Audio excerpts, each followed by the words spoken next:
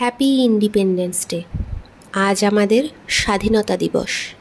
আজ 15ই আগস্ট।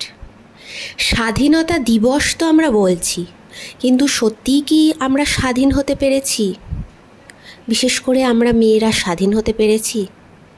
যদি স্বাধীন হতে পারতাম তাহলে প্রত্যেকবার ঘটনার পরে এই প্রশ্নগুলো উঠতো না যে ইররেসপন্সিবল মেয়ে কেন সে সেমিনার হলে একা ঘুমোতে গেছে, কেন মেয়েটা রাতে একা একা বয়ফ্রেন্ডের সাথে বাসে করে ফিরছিল,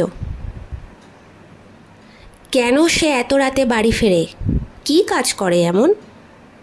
এই কথাগুলো শুনতে হতো না। কোনো ভদ্রবাড়ির মেয়ে রাত বিরেতে বাড়ি আসে না। সত্যিই কি তাই?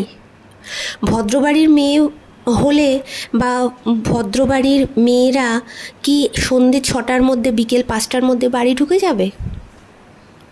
যারা কর্মক্ষেত্রে বিভিন্ন জায়গায় কাজে যায়, অনেকেই আছে আমার পরিচিত যারা দূর দূরান্তে ট্রেনে করে বাসে করে কাজে যাচ্ছে, তাদের ফিরতে ফিরতে অনেকটাই রাত হয়। তাই বলে কি তারা ভদ্রবাড়ির মেয়ে নয়?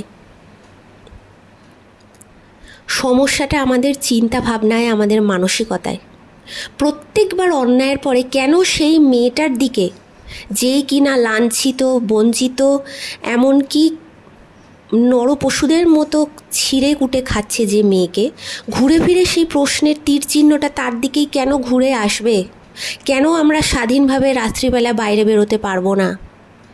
কেন আমাদের সবসময় পিছনে ভয় কাজ করে যে এত রাতে বাড়ি ফিরছি, কেউ যদি আমাকে ফলো করে, কেউ যদি আমার সাথে এরকম নোংরা কোনো কাজ করে বা নোংরা ইঙ্গিত করে বা কিছু খারাপ কিছু করে, তার থেকেও বেশি খারাপ কিছু করে, কেন এই ভয়টা আমাদের মনে নিয়ে চলতে হবে?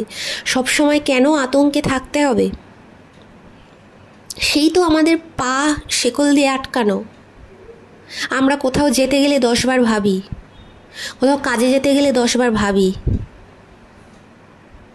কোথাও ঘুরতে গেলে 10 বার ভাবি।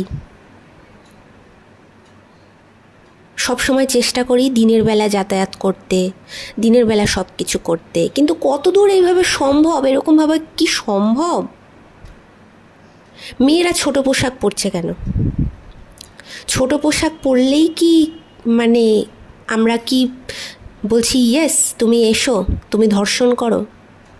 না, একটা মেয়ে কি পরবে, কিভাবে বাঁচবে, সেটা তার ব্যক্তিগত ব্যাপার।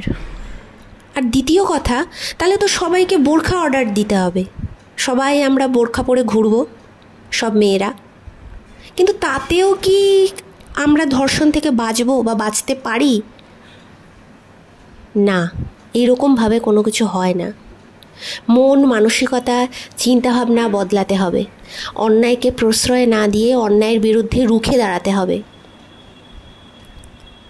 তবেই যদি আমাদের দেশ পাল্টায়, সমাজ পাল্টায়। মেয়েদেরকে আমরা বলছি সাবধানে চলাফেরা করবি, এদিকে ওদিকে যাবি না, একা কোথাও যাবি না, কার সাথে যাচ্ছিস, কি করছিস। সেই রকম ছেলেদেরকেও বলতে হবে প্রত্যেক মেয়েকে সম্মান করতে শেখো। তোমার মা যেমন একটা মা, সেও নারী, তারও সম্মান রয়েছে, সেরকম প্রত্যেকটা মেয়ের সম্মান রয়েছে। তাদের সাথে ভালো ব্যবহার করো, তাদেরকে তুমি সিকিওর ফিল করাও, তারা যেন তোমাকে দেখে আতঙ্কিত না হয়, ভয় না পায়। তাদের পাশে দাঁড়াও, মেয়েদের পাশে দাঁড়াও। ভালো থেকো সবাই, এটুকুই আমার বলার ছিল।